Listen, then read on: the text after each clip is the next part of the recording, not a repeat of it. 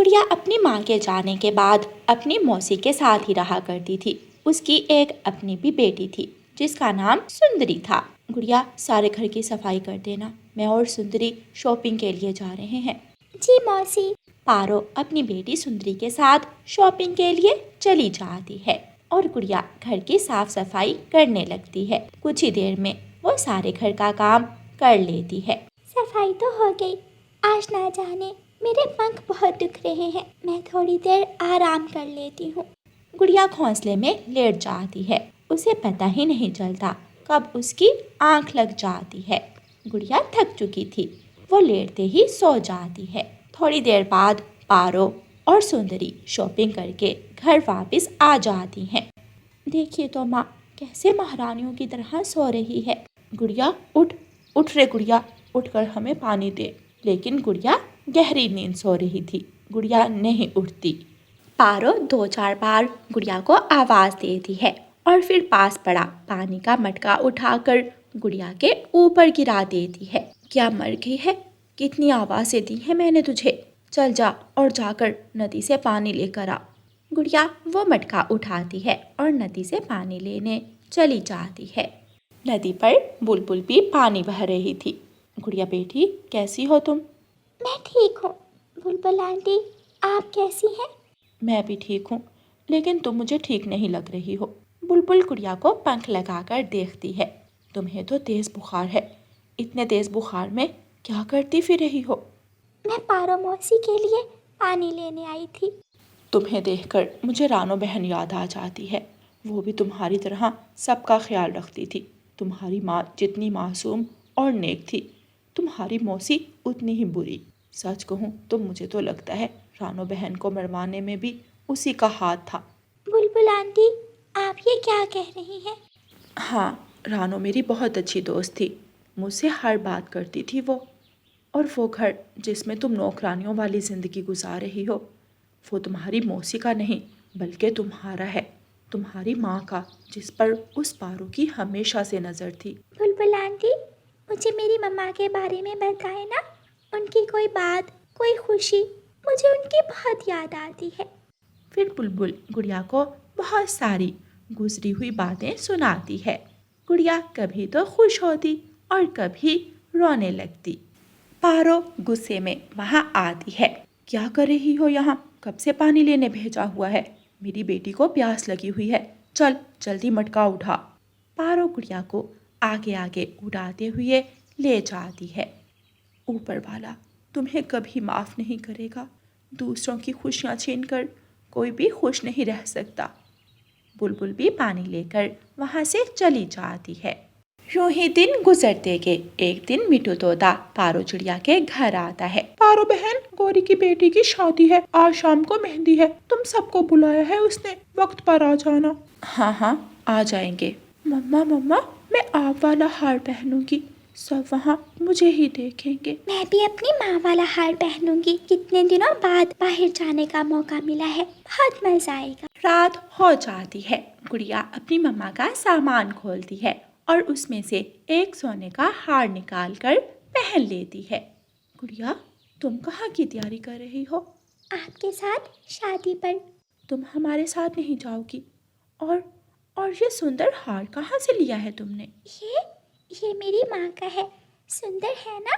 हाँ, बहुत सुंदर है, मगर सारी सुंदर चीज़ें सुंदरी की ही होनी चाहिए। ऐसा कहते हुए सुंदरी गुड़िया के गले से सोने का हार उतार लेती है। हमारे आने से पहले सारे काम कर लेना, और हाँ, हो सकता है हम लेट हो जाएं। आराम से सोना जाना, घर का ध्यान रखना। ऐसे कहते हुए पारो और सुंदरी वहाँ से चली जाती हैं। गुड़िया उन्हें जाता हुआ देख रही थी। उसकी आंखों में आंसू थे। काश मम्मा आप जिंदा होती। मम्मा, मुझे आपकी बहुत याद आती है। पारो मौसी बिल्कुल बदल गई है, मुझसे जरा भी प्यार नहीं करती, हर वक्त बुरा भला कहती रहती। एक दिन गुड़िया नदी से पानी भर रही थी कि थोड़ी दूर एक चिड़ा खड़ा था। कितनी सुंदर है ये चिड़िया, यही बनेगी मेरी राजकुमारी। पानी भरते हुए गुड़िया को एक तितली दिखाई देती है। गुड़िया पंख आगे बढ़ाती है। तितली गुड़िया के पंख पर आकर बैठ जाती है।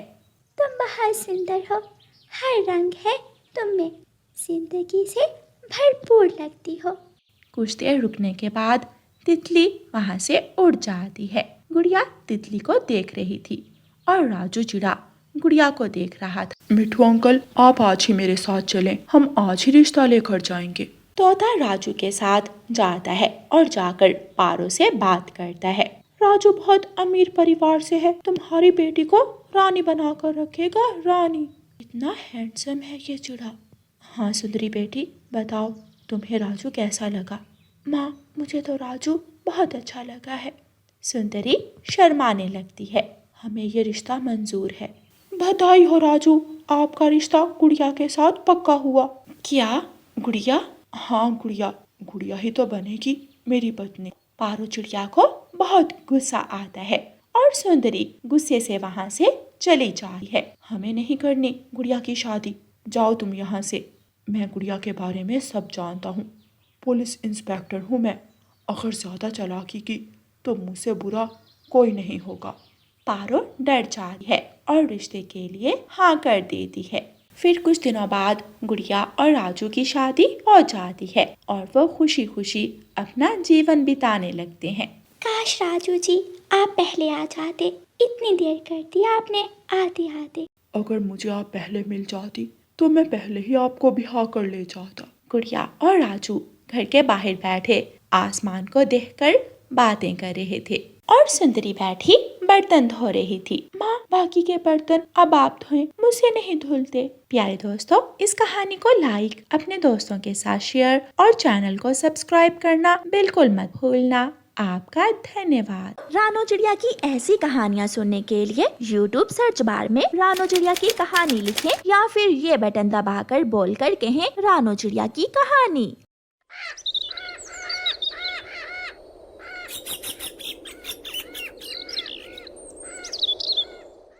चिड़िया और कबूतर एक पेड़ पर बैठे हुए थे। चिड़िया बहन, न जाने क्यों आज मुझे सारी रात नींद नहीं आई। सारी रात बहुत बुरे बुरे सपने आते रहे हैं। कबूतर भैया, सपने तो सपने होते हैं, सपनों पर इतना ध्यान न दें। तभी वहाँ पर चाचा छमछम आ जाता है। कबूतर कबूतर, मैं तुम्हारी माँ वाले जंगल से आया हूँ। तुम्हारी माँ बहुत बीमार है, वो तुम्हें बुला रही है। ये सुनकर कबूतर रोने लग जाता है। देखा देखा चिड़िया, मैं ना कहता था मुझे सारी रात नींद नहीं आई। मुझे नींद आती भी कैसे, मेरी तो माँ बीमार है। कबूतर भैया, अब आप समय जाया न करें, जल्दी से जाएं और अपनी माँ से मिल आएं। फिर कबूतर जल्दी से उड़ता है।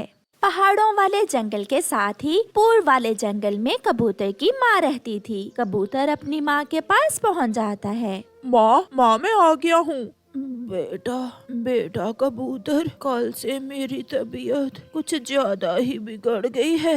आज रात से मेरी सांसें रुक रही हैं। अब मैं आ गया हूँ ना माँ, मैं आपको अपने साथ ही ले जाऊंगा। नहीं बेटा, मेरे पास समय नहीं है। बेटा, ये हार मैंने अपनी बहू के लिए रखा हुआ था, ये आप रख लो। जब मेरी याद आए तो इसे देख लिया करना। ऐसा कहते हुए कबूतर की माँ मर जाती है। कबूतर बहुत रोता है। माँ, मुझे माफ करना, मगर मुझे विदेश भेजने का फैसला भी तो आपका ही था। फिर कबूतर अपनी माँ का हार लेकर वापस चला जाता है। सारी रात कबूतर उस हार को देख देख कर अपनी माँ को याद करता रहा।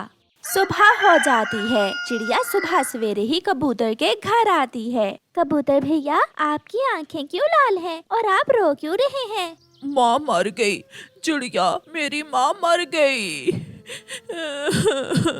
ऐसा कहते हुए कबूतर बच्चों की तरह रोने लग जाता है। हौसला रखें कबूतर भैया, जो आया है उसे जाना तो है, बारी बारी सबने चले जाना है। ये हार मेरी माँ की आखिरी निशानी है। मेरी माँ ये हार अपनी बहू को पहनाना चाहती थी। हम आपकी माँ की ये इच्छा जरूर पूरी करेंगे कबूतर भैया। हम ये हार आपकी पत्नी को ही पहनाएंगे। अब मैं जाती हूँ, मुझे भोजन लेने भी जाना है। रुको चिड़िया बहन, ये दाना ले जाएं। मेरे पास और भी दाना है। आपके आने से मेरा दुख थोड़ा कम हुआ है। फिर रानो चिड़िया कबूतर से वो दाना लेकर वहाँ से चली जाती है।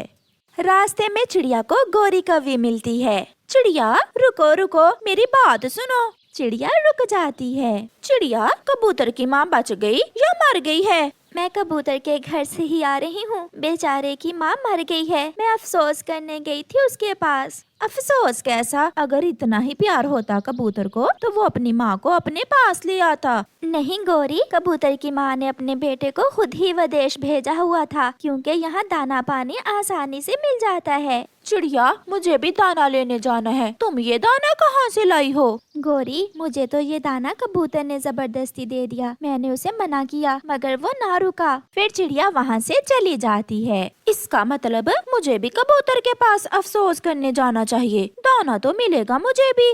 ऐसा सोचकर गोरी कौवी कबूतर के घर अफसोस करने जाती है। कबूतर, हौसला रखो, हम सब हैं तुम्हारे साथ। माँ मर गई तो क्या हुआ, तुम मुझे ही अपनी माँ समझ लिया करना। बड़ी बहनें माँ की तरह ही होती हैं। ये सुनकर कबूतर फिर से रोने लग जाता है। गौरी बहन, आप सबके प्यार की वजह से मुझे ये दुख भूलने में मदद मिलेगी। मुझे जीने का सहारा मिलेगा।